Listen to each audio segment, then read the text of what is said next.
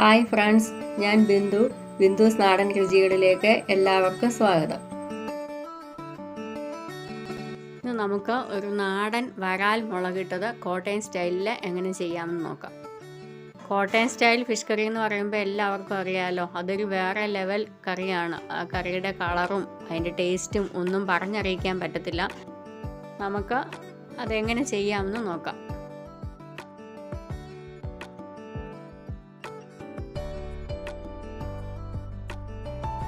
മീൻ കറി വെക്കാനായിട്ട് ഞാനൊരു മൺചട്ടിയാണ് അടുപ്പത്ത് വെച്ചിരിക്കുന്നത്.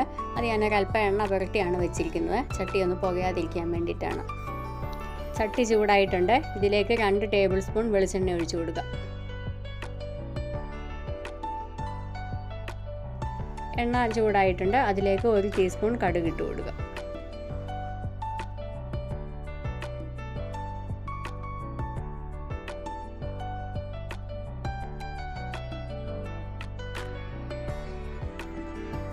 കടുക് പൊട്ടി കഴിഞ്ഞിട്ട് അതിലേക്ക് 1/2 ടീസ്പൂൺ ഉലുവ ചേർത്ത് കൊടുക്കാം.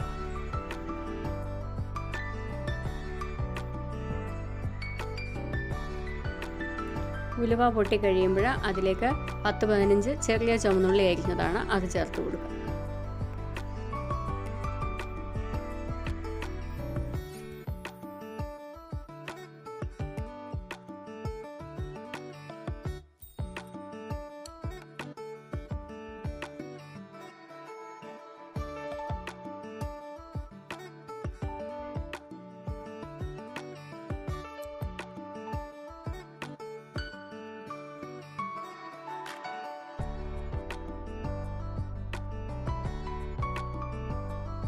ചുവന്നുള്ളി ഒന്ന് മൂക്കാൻ തുടങ്ങിയിട്ടുണ്ട്. അതിലേക്ക് 1 ടേബിൾ സ്പൂൺ ഇഞ്ചി വെളുത്തുള്ളിയും കൂടെ ചതച്ചത് ചേർത്ത് കൊടുക്കുക.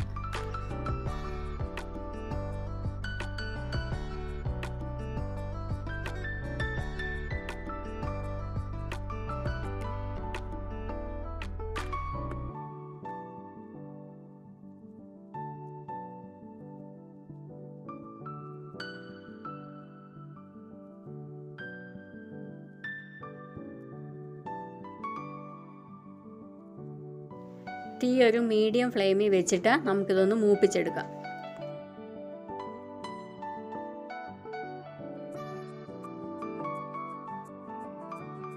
ഇതിലേക്ക് 2 പച്ചമുളക് നെടുക കീറിയത് ചേർത്ത് കൊടുക്കുക. കുറച്ച് കറിവേപ്പിലയും കൂടെ ചേർത്ത് കൊടുക്കുക.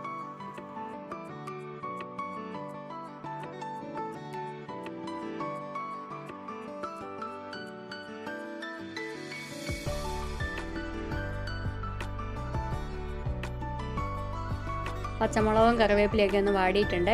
ഇതിലേക്ക് 80 ഗ്രാം ഫിഷ് മസാലയാണ് ഞാൻ ചേർത്ത് കൊടുക്കുന്നത്.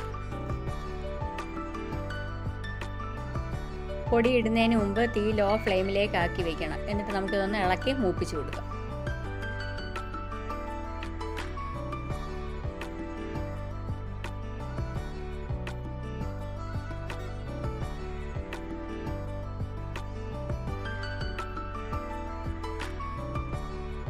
ഇത് ഞാൻ 1/2 ലിറ്റർ വെള്ളത്തിലേക്ക് 2 കഷ്ണം പുളി 1 ടീസ്പൂൺ ഉപ്പ് ചേർത്ത് തിളപ്പിച്ച് വെച്ചേക്കുന്നതാണ്. 2 വലിയ കഷ്ണം പുളി ചെറിയ കഷ്ണങ്ങളാക്കിയാണ് ഇട്ടേക്കുന്നത്. ഇത് പുളിയുടെ ഉറ ഇറങ്ങാൻ വേണ്ടിയിട്ടാണ് ഉപ്പ് ചേർത്ത വെള്ളത്തിൽ തിളപ്പിച്ചെടുത്ത് വെക്കുന്നത്.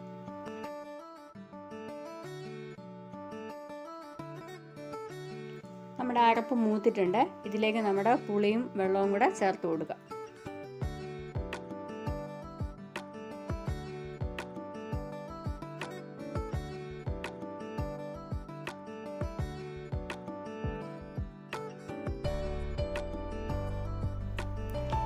ഇതിനകത്തേക്ക് 1 ടീസ്പൂൺ കല്ലുപ്പും കൂടെ ചേർത്ത് കൊടുക്കാം. നേരത്തെ 1 ടീസ്പൂൺ ഉപ്പിട്ടാണ് പുളിവെള്ളം തിളപ്പിച്ചത്.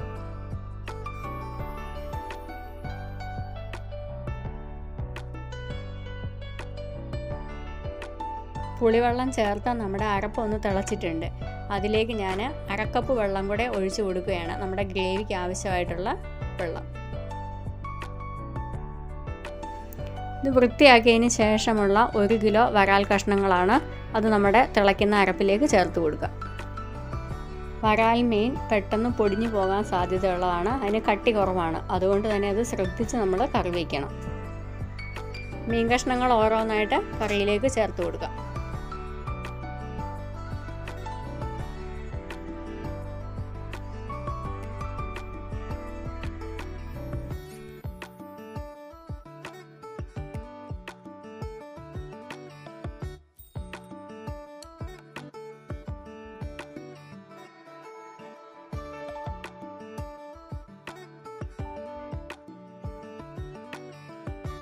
ഇനി ഇത് നമുക്ക് ചട്ടി എടുത്ത് കയ്യിൽ പിടിച്ചൊന്ന് ചുറ്റിച്ച് മീൻ കഷ്ണങ്ങളൊന്ന് ഇളക്കി കൊടുക്കാം.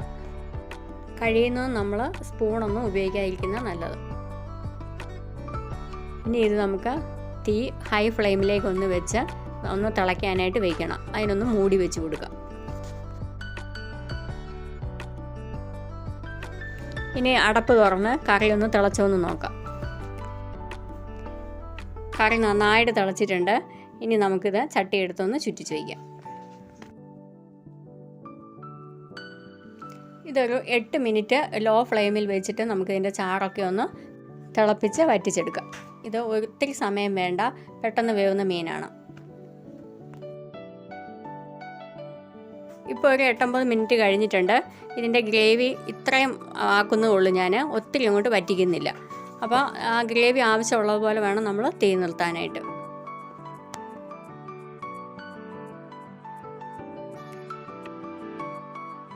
ഞാനിപ്പോൾ ഇതിൻ്റെ തീ നിർത്തുകയാണ്.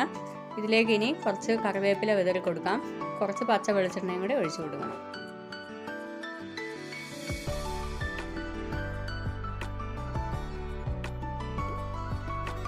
ഇതൊന്ന് അടച്ചു വയ്ക്കാം. കറി നന്നായിട്ട് തണുത്ത് കഴിഞ്ഞിട്ട് നമ്മൾ സെർവ് ചെയ്യുന്നതാണ് നല്ലത്. പറ്റുമെങ്കിൽ ഇത് തലേ ദിവസം കറി വെച്ചിട്ട് പിറ്റേ ദിവസം എടുക്കുകയാണെങ്കിൽ കൂടുതൽ ടേസ്റ്റി ആയിരിക്കും. നമ്മുടെ അടിപൊളി ടേസ്റ്റിലുള്ള വരാൽ മുളകിട്ടത് റെഡി ആയിട്ടുണ്ട്.